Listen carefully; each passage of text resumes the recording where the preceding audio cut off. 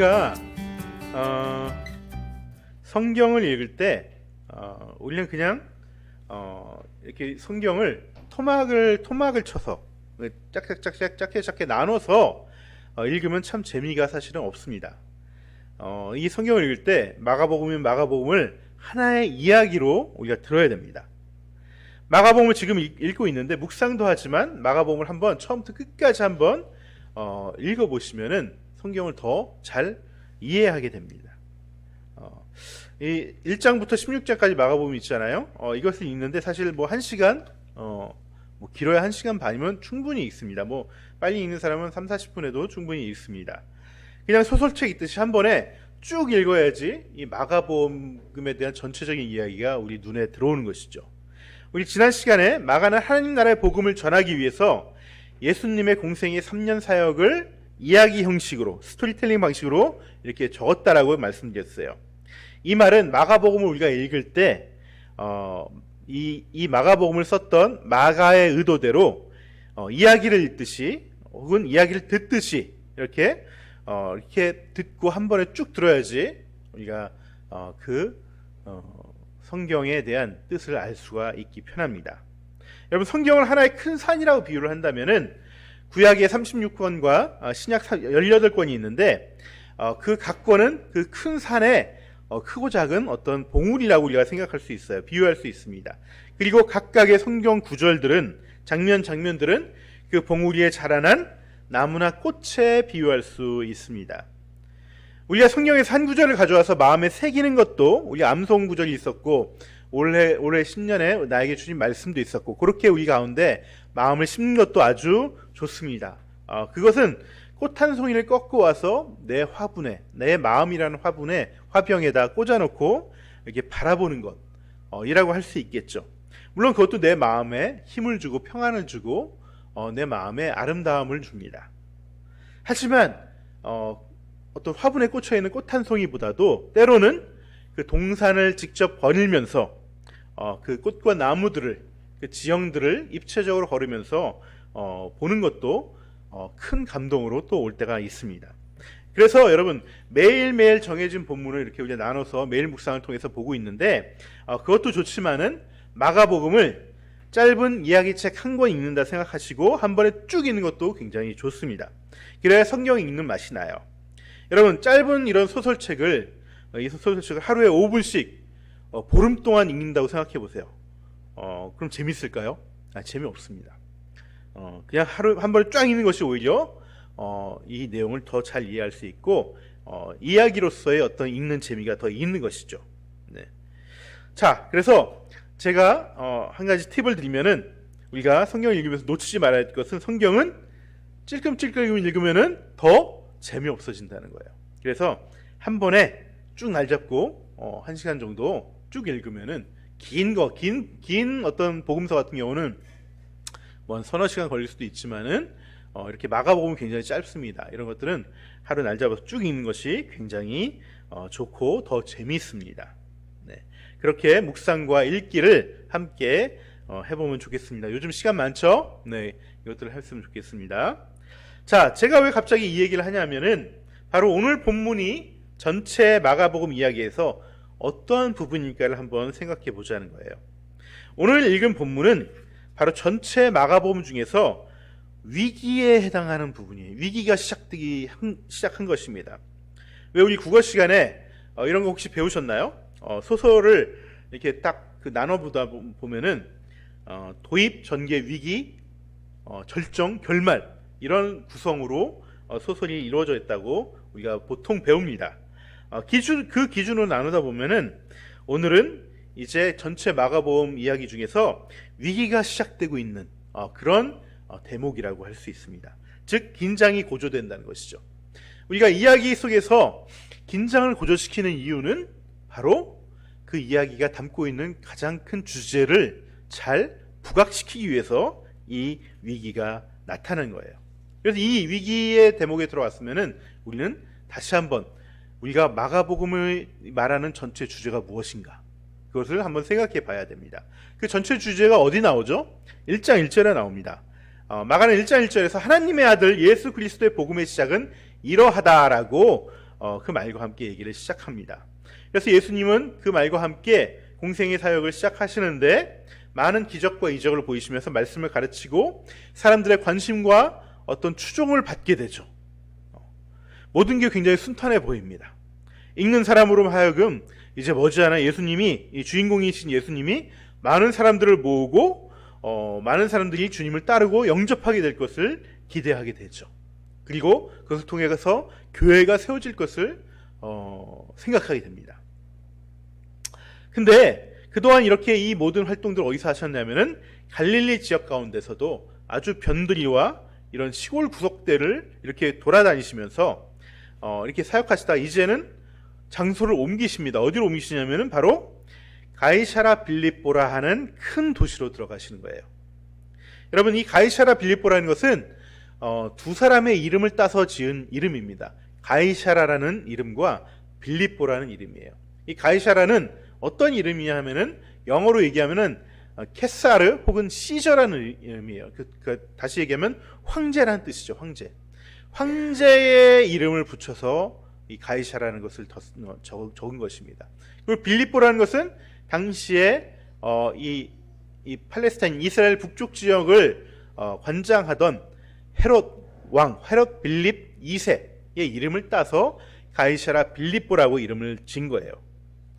그러니까 한마디로 얘기해서 이 빌립 왕이, 헤롯 왕이 이 황제에게 헌정하기 위해서, 로마 황제에게 헌정하기 위해서 한마디로 좀 잘 보이려고 그랬겠죠. 이렇게 로마식의 어떤 큰 도시를 지은 것이 바로 가이사라 빌립보라는 도시입니다. 네. 이 가이사라는 이름, 황제 이름이 들어간 도시들이 로마 제국이 워낙 넓다 보니까 곳곳을 우리나라처럼 서울이 수도지만은 부산, 대전 이렇게 중간에 큰 도시들이 있는 것처럼 로마가 중심 도시지만은 로마 제국을 잘 관할하기 위해서 곳곳에 이런 중심 도시들을 세웠어요.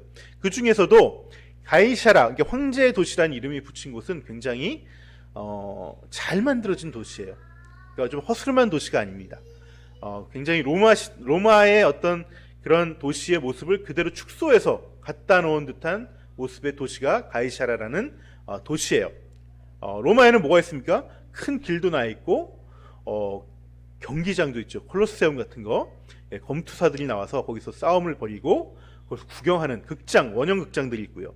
또 대규모 큰 목욕탕도 있습니다. 네. 이렇게 상하수도 시설도 되어 있는 당시로서는 최현대의 어떤 시설을 가진 도시가 바로 가이사라라는 이름이 붙인 도시예요.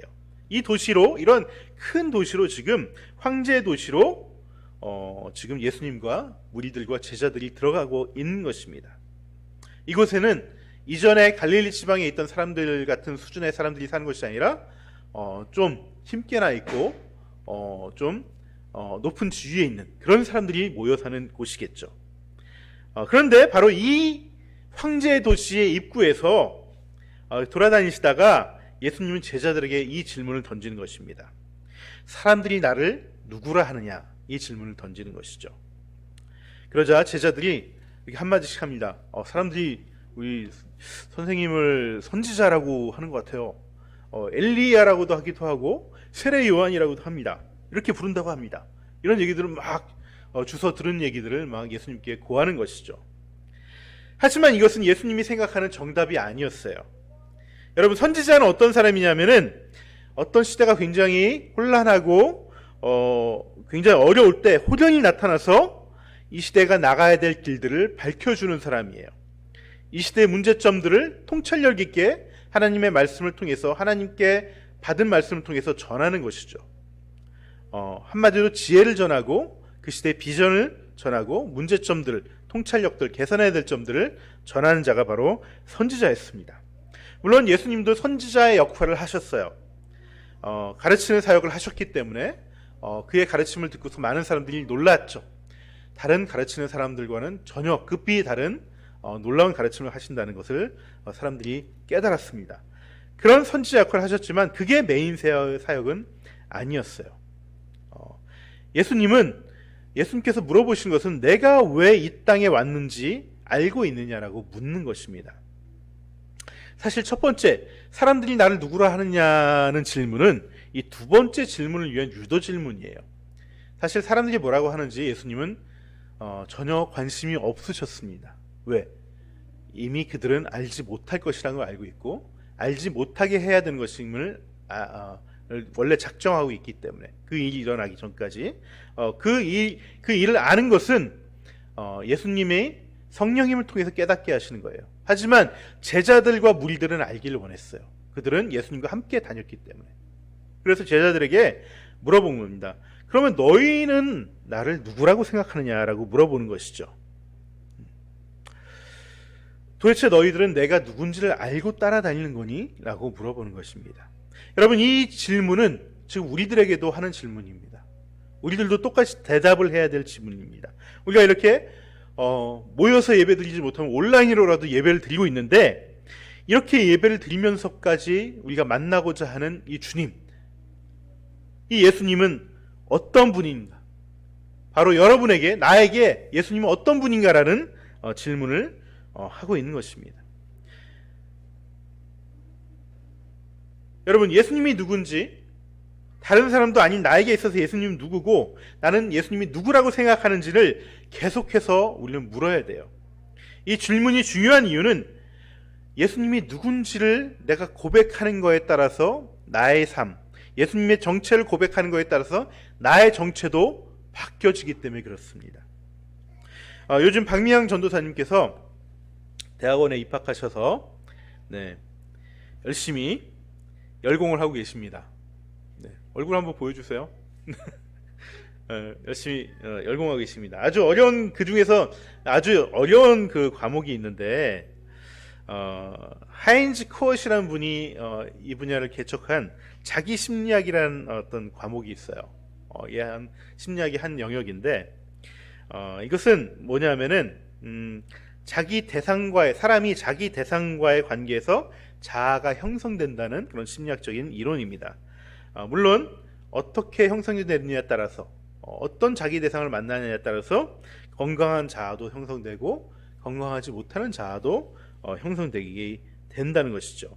다시 말해서 내가 누구와 관계를 맺고 누구로부터 영향을 받느냐에 따라 건강한 자아가 만들어지기도 하고 병적인 자아가 만들어지기도 한다는 거예요. 그래서 자기 심리학에서는 나와 관계를 통해서 나의 자아를 만들어지도록 그렇게 영향을 주는 존재를 자기 대상이라고 얘기합니다.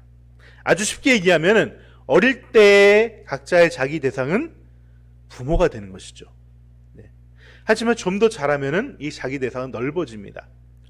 친구가 나의 자기 대상이 될 수가 있고요. 형제나 선생님, 배우자나 이웃 모두가 자기 대상이 되는 것입니다. 심지어는 그 사회도 자기의 대상이 될 것입니다. 물론 이게 자기 심리학에서 말하는 자기 대상이 아주 정확한 뜻은 아니에요. 제가 좀 쉽게 좀 뭉뚱그려서 말씀드린 것입니다. 그래서 좋은 자기 대상과 관계를 맺으면 그 자기 대상으로부터 어떤 훌륭한 가치관을 얻는다든가 형성이 된다거나 칭찬이나 격려 등의 공감을 받을 때 내 마음에 어떤 공감의 어떤 자아가 생긴다거나, 혹은 어떤 내가 원하는 대상, 어렸을 땐 부모님이 제일 커 보였죠. 지금도 제일 크시겠죠. 그분을 흠모하고 그분을 사랑하는 것을 통해서 그분과 동일시 되려는 어떤 그런 과정을 통해서 건강한 자아가 형성이 된다는 것입니다. 특히 어릴 때 형성된 것이 그래서 굉장히 중요합니다. 평생을 끌고 가는데, 자형생을 끌고 가는데, 우리는 그뿐만 아니고 평생에 걸쳐서 우리의 자아가 형성되기 때문에 좋은 사람을 통해서, 그런 자기 대상을 통해서 내 자아를 형성해 나가는 것은 굉장히 중요합니다. 그래서 우리가 크게는 3번의 기회가 있다고 합니다. 어렸을 때 부모를 통해서, 그리고 청소년기 때 제2의 성장기를 통해서, 이때 굉장히 혼란스러울 때, 그 다음에 또 언제죠? 결혼해서 배우자를 통해서, 그리고 하나 더 있다면 자기 자녀들을 통해서 자기 대상을 찾고 그 뒤에 자기 대상을 통해서 내 자아가 만들어지게 된다는 거예요. 그래서 제가 늘 기도하는 것들 중에 하나가, 여러분들을 놓고 기도하는 것들 중에 하나가 정말 좋은 선생님 만나고 좋은 친구들 만나서 이런 만남의 축복이 있기를 원하는데, 그 이유는 바로 이 좋은 만남과 관계를 통해서 건강한 자아를 형성하기를 바라기 때문에 그런 것입니다. 그런데 우리가 사는 이 세상은 사실 늘 불완전하고 죄악 가운데 있는 세상입니다. 그래서 사람만을 통해서 좋은 자기 대상을 갖기란 굉장히 쉽지 않습니다. 특히 요즘 시대는 존경할 만한 어른도 많이 없고 선한 사람 만나기도 쉽지 않습니다.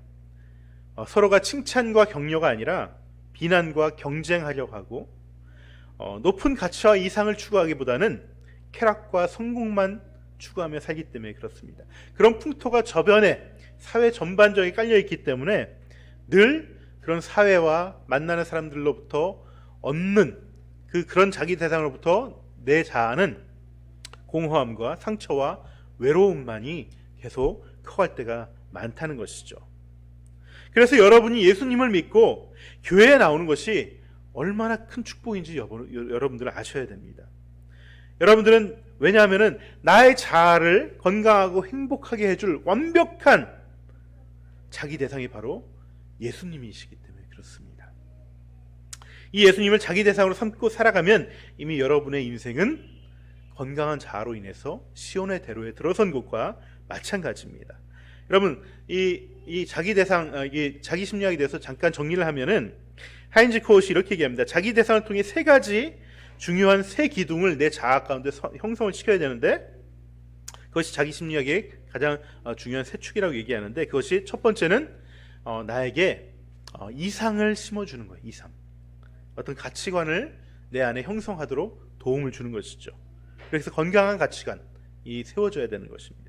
그리고 격려와 칭찬과 위로 같은 것을 통해서, 공감을 통해서 내 마음에 기둥들이 세워져야 되는 것이죠. 그리고 내가 흠모하고 따르는 그 자기 대상을 통해서 내가 닮아가고자 하는 그 노력, 그런 연습, 그런 기술들을 통해서 나의 자아가 건강하게 형성되어 간다고 말하고 있습니다. 여러분, 이 세 가지를 다 충족시키는 자기 대상은 오직 예수님밖에 없습니다. 부모도 형제도 우리에게 좋은 영향을 끼쳐주지만은 평생을 걸쳐 나의 자아를 성장시키고 형성시키실 분은 예수님밖에 없는 것이죠. 정의와 용서와 화해와 사랑의 세상인 하나님 나라를, 그 이상을 나에게 심어주시고, 우리가 힘들 때 나에게 힘과 격려해 주시고, 나를 위해 지금도 중보하고 계시고, 그리고 내 안에 들어와서 나와 함께 더불어 먹으면서 우리와 함께 하시기를 원하는, 그것을 닮아가게 하시는, 그걸 통해서 우리의 자아를 형성하게 하시는 그 자기 대상은 오직 예수님밖에 없다는 것입니다. 여러분, 또 교회는 어떻습니까? 여러분, 교회를 통해서도 여러분이 건강한 자기 대상을 세워나갈 수 있습니다. 왜냐하면 교회는 예수님의 몸이기 때문에 그렇습니다. 우리는 교회를 통해서 건강한 자기 대상으로서의 예수님을 만나야 돼요. 그 예수님이 누구예요? 그 교회를 통해서 만나는 예수님이 누군가요? 바로 우리 서로들입니다. 제가 여러분의 자기 대상이고, 우리 전도사님이 여러분들의 자기 대상입니다. 우리 고말리 자매님이 여러분들의 자기 대상이에요. 은희와 윤서와 민경이와 민지 모두가 다 서로에게 자기 대상입니다. 영나 자매도 자기 대상입니다. 이것을 통해서 그 사람들을 만나서 그 관계를 통해서 내 자아가 형성되는 것이죠. 그래서 결론을 말하자면은 내가 예수님을 어떤 분으로 여기고 어떤 분으로 관계를 맺느냐가 나의 삶과 나의 정체성을 규정짓는다는 것이에요. 그래서 내가 예수님을 뭐라고 고백하는지가 중요한 것입니다. 여러분은 베드로처럼 예수님을 그리스도라고 고백하시나요? 아니면 그저 지혜와 통찰력을 주는 그런 선지자 정도로 여기나요? 지혜와 통찰력을 주는 사람들은 이 세상에 지금 이 시대에 너무나 많이 있습니다. 유튜브를 키기만 해도 좋은 강의와 강연이 넘쳐납니다. 하지만 그 사람들을 통해서 내가 유익을 얻을 수 있지만은 내 평생에 걸쳐서 내 이 세 가지 기둥들을 형성해 나가실 수 있는 분은 예수님과 그의 몸인 교회가 유일합니다. 여러분, 그리스도란 말이 무슨 뜻인지 아세요? 그리스도란 말은 헬라어인데 이 그리스도라는 말을 히브리어로 바꾸게 되면은 메시아라는 뜻입니다. 메시아. 네. 이 메시아가 무슨 뜻이냐면 기름 부음 받은 자라는 뜻입니다. 기름 부음. 이 기름 부음을 누가 받냐 하면은 옛날 이스라엘에서는 왕에게 기름을 붓습니다. 왕의 즉위식이 거행될 때 기름 부음을 해주면서 이 사람을 왕으로 인정하는 것이죠. 즉 그리스도라 하는 것은 이 예수님이 왕이라는 의미예요. 왕이라는 의미. 그러니까 예수 그리스도에서 예수는 예수님의 이름이고 그리스도는 그 예수님의 직분을 얘기하는 것입니다. 직위를 얘기하는 것입니다. 마치 지금으로 얘기하면 문재인 대통령이라는 말과 같은 거예요. 문재인은 그 문재인 대통령의 이름이겠죠. 그 대통령은 뭐예요? 그 문재인 대통령의 직분입니다. 대한민국 최고의 통수권자라는 직분이 거기에 달려 있는 것이죠. 그리스도는 단지 대통령의 정도가 아니라 정말 온 세계, 온 우주의 왕임을 말하는 것이니까 이 예수 그리스도란 이름이 갖는 무게감은 굉장히 엄청난 것입니다.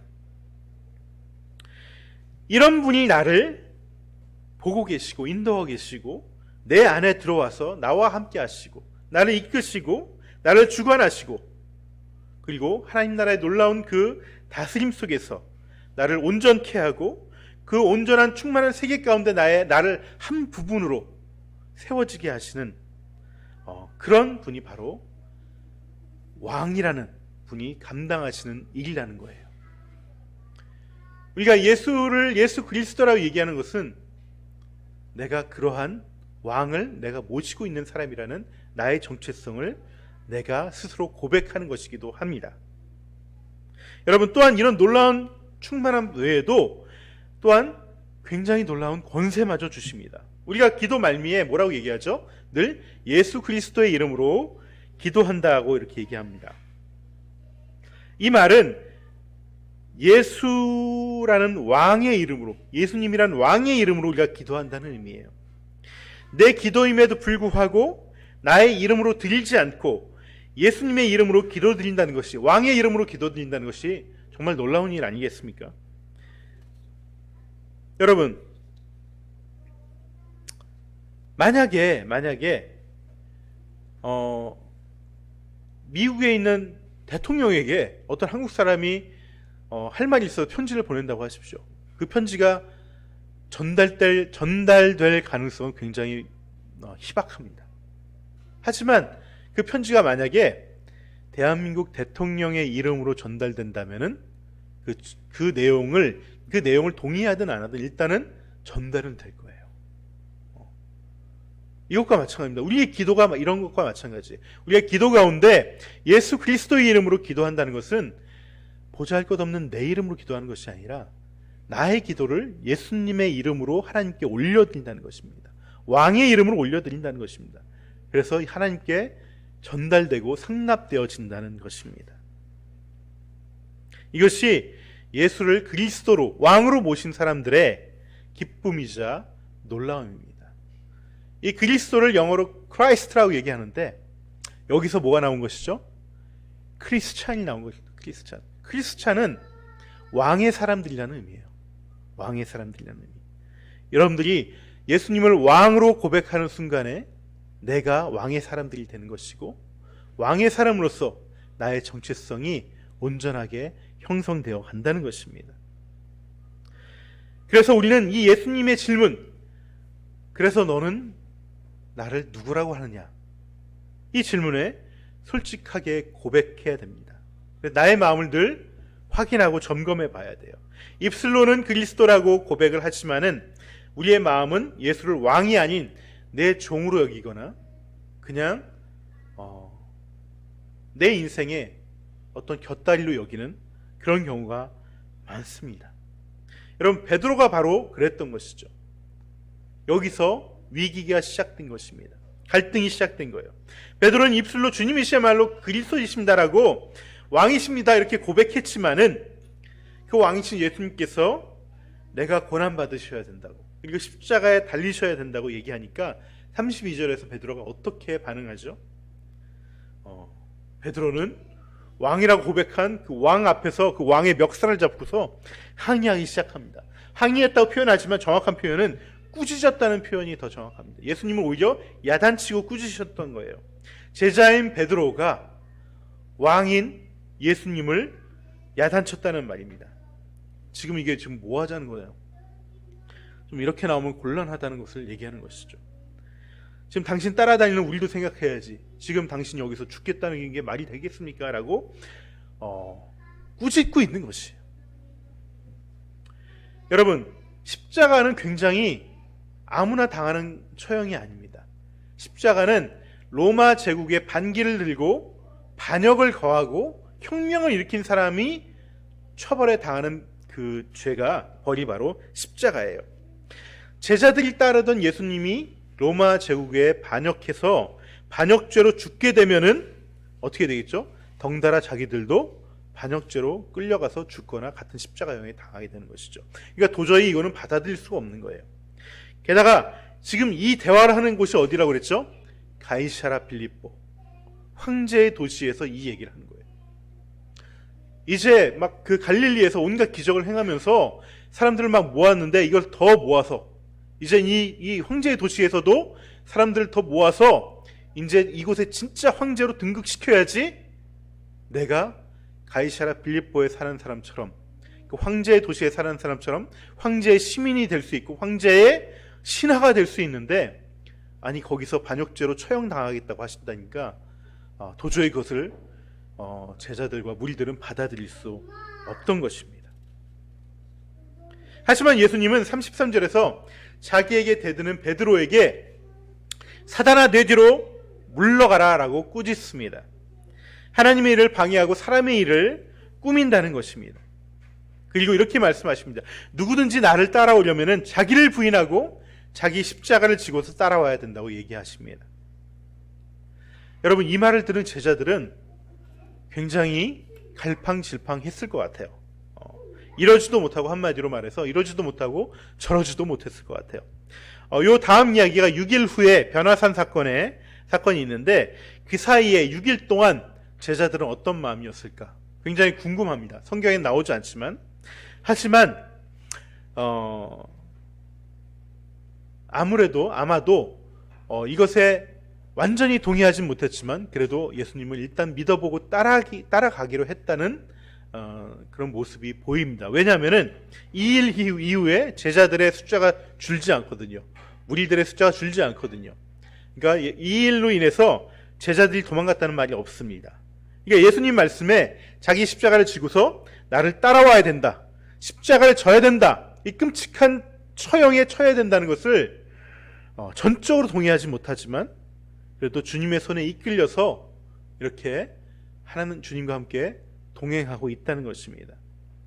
여러분, 사실 이것은 주님의 손에 이끌렸다는 것보다는 주님의 손에 질질 끌려간 것이라고 하는 표현이 더 맞을지도 모르겠습니다. 그런데요, 주님의 손에 이끌려가든 혹은 주님의 손에 질질 끌려가든 주님과 함께 한다는 것, 이것이 우리를 주님의 길, 하나님의 나라의 길, 그 진리의 길로 가게 만든다는 것이에요. 사실 누군가에게는 이것도 십자가의 시작입니다. 우리 모두는 이 갈등을 통해서 십자가를 지기 시작하는 거예요. 내가 바라진 않지만은 주님의 손에서 의해서 이끌려지는 삶, 처음에는 질질 끌려가지만은 그곳에서 주님을 더 깊이 만나게 되고 주님을 알게 되는 일이 결국 나를 온전하게 건강한 자아로 세워주시고 예수님의 부활에 해당하는 나의 새로운 삶을 살아가게 된다는 것입니다. 여러분, 하인즈 코어스는요, 자기 심리학에서 자기 대상에 의해서, 그러니까 내가 만나는, 관계하는 자기 대상에 의해서 거부당하고 좌절을 맛보는 것도 자아 형성에 도움이 된다고 얘기합니다. 우리가 요즘 자기가 원하는 것을 우리에게 요구하지만은 우리가 들어주지 못하는 것들이 있죠. 그럴 때면은 무릎을 꿇고 통곡을 합니다. 꺼이꺼이 눈물을 흘리면서, 물론 눈물이 안 날 때가 더 많지만은 울 때가 많습니다. 자신의 의지가 꺾이고 좌절하는 것이죠. 그리고 억지로 부모의 의지에 의해 끌려가게 됩니다. 하지만 그걸 통해서 우리는 또 자라나게 되는 것이죠. 여러분, 우리는 솔직히 예수님의 십자가 앞에서 좌절을 맛볼 수밖에 없습니다. 예수님이 십자가라는 그 높은 진입장벽 앞에 사실 뒷걸음질 칠 때가 많이 있습니다. 내가 도저히 할 수 없는 일이라고 생각했기 때문에, 또 내가 감당할 일이 아니라고 생각하기 때문에, 나의 죄된 속성은 그것을 원하지 않기 때문에 우리는 돌아서고 싶어 할 때가 너무나 많이 있습니다. 하지만 우리의 완벽하고도 경이로우신 자기 대상인 예수 그리스도께서는 우리의 연약함을 다 알고 계십니다. 우리가 베드로처럼 적어도 주님을 부인할 수도 있고, 악의 유혹에 다시 또 넘어갈 수도 있고, 우리가 하나님 나라는 엄청난 가치 앞에서 이것은 내가 갈 길이 아니야 라고 고개를 저을 수 있다는 것도 알고 계십니다.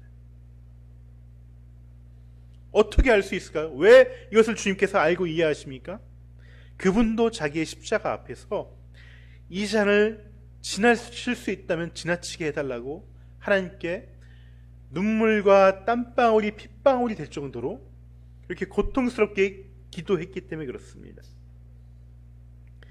그 당할 그 십자가의 고통 앞에서 잠 못 이루시고 기도로 밤을 꼬딱 세우실 정도로 그 죽음의 고통 앞에서 예수님도 몸부림치시면서 괴로워하시고 기도하셨던 분이시기 때문에 그렇습니다. 그런데 참 놀라운 것은 나는 절대 그리 못한다고 하면서도 한 걸음 한 걸음 주님이 가셨던 길로 내가 가고 있다는 것이, 저의 삶을 돌아보면 그렇습니다. 늘 갈등하고, 늘 거부하고, 늘 하나님을, 주님을 배반하고 돌아서는 모습들이 있지만은 그 모습 속에서 내가 갈등하면서 다시 조금씩 주님께 가고 있다는 거예요. 주님께서도 십자가 고난 앞에서 벗어나고자 아버지 하나님께 밤을 새워 기도하고 나서 오히려 더 굳센 마음으로 그 십자가의 길을 묵묵히 걸어가셨습니다. 그것처럼 우리도 우리의 자기 대상이신 주님 앞에서 거부와 좌절이 우리 가운데 나오지만은 결국 우리를 그것이 성장하게 한다는 것입니다. 여러분, 고민하며 붙들고 기도하는 시간을 통해서 우리는 성장하게 될 것입니다. 지난주에 하나님 나라의 씨앗은 농부가 언제 어떻게 자라는지도 모르는 사이에 자란다고 말씀을 전했습니다. 그것처럼 지금은 내가 이것을 감당할 수 없다고 생각하지만 그것을 붙잡고 기도하고 씨름하면서 내가 정말 하나님 나라의 삶을 걸어갈 수 있게 된다는 것입니다. 결론을 맺겠습니다. 주님께서는 주님과 복음을 위해 목숨을 내놓는 사람이 영원한 생명을 얻을 것이라고 말씀하십니다. 그러면서 이 중에는 죽기 전에 하나님의 나라가 권능을 떨치며 이곳에 오는 것을 볼 자도 있다고 말씀하십니다. 여러분, 이 권능이란 것은 예수 그리스도의 십자가에 뒤에 나타날 그 부활의 영광이고 승천하시고 우리에게 보내주신 성령의 충만함을 얘기하는 것입니다. 그 성령의 충만함 가운데 태동되는 교회의 모습을 얘기하는 것이에요. 원하든 원하지 않든 자기의 십자가를 지고 주님을 따라가는 것을 통해 우리는 저마다 하나님 나라의 권능을 보게 될 것입니다. 우리는 어쩌면 모두 가이사라 빌립보에 살아가는 사람들일지도 모릅니다. 로마 제국의 통치를 받는 것처럼 힘과 능력이 숭상되고 격려와 위로가 아닌 경쟁과 상처로 얼룩진 그렇게 강자만 살아남는 로마 도시에 살아가는 사람들일지도 모릅니다. 물론 여기서 내가 힘을 키우고 능력을 길러서 성공하는 것이 나쁜 것이 아닙니다. 그렇게 돼야 됩니다. 하지만 그 대가로 나의 자아가 온전히 건강하게 성장하지 못한다면 우리는 가이사라 빌립보가 주는 그 모든 충격 속에서도 마음의 허기짐과 공허함과 외로움으로 상처를 만지며 살아갈 수밖에 없게 될 것입니다. 그래서 우리는 더더욱 날마다 순간순간마다 우리 자신에게 물어봐야 됩니다. 나는 누구를 왕으로 삼고 있는가? 나는 예수님을 왕으로 삼고 있는가? 주님으로 모시고 있는가? 나의 주인으로 여기고 있는가? 내가 왕의 시민인 것을 알고 있는가? 물어봐야 됩니다. 힘으로 최고의 자리에 오른 황제가 나의 왕인지, 아니면 사랑으로 정말 그 십자가의 고난을 묵묵히 걸어가신 예수님이 나의 왕인지, 이것을 물어야 됩니다. 그리고 고백해야 됩니다. 주는 그리스도입니다라고 얼떨결에 고백한 베드로의 말을 통해 주님께 베드로는 인도되어졌어요. 그것이 자기의 뜻이 아니고 그것이 온전히 무슨 뜻인지도 모르고 고백했지만은 주님은 그 고백을 통해서 베드로를 인도해 나가셨습니다. 여러분, 그것처럼 우리의 고백을 통해서, 우리의 믿음의 고백을 통해서 주님은 나를 이끌어 가실 것입니다. 아브라함이 믿고 따랐던 것처럼 그 뒤에 너무나 많은 실패와 좌절과 실수와 정말 부끄러운 일을 당하면서도 믿음의 사람으로 성장했던 것처럼 주님을 나의 왕으로 모시고 나의 완전한 자기 대상으로 삼아서 주님의 놀라우신 그 이상과 가치와 주님의 격려하시고 공감해 주심과 우리와 하나 되시는 그 임마누엘 하나님의, 예수님의 그 마음을 내 마음속에 쌓아가면 결국 하나님의 하늘의 영광을 볼 수 있는 은혜가 우리 가운데 넘쳐나기를 주님의 이름으로 축원합니다.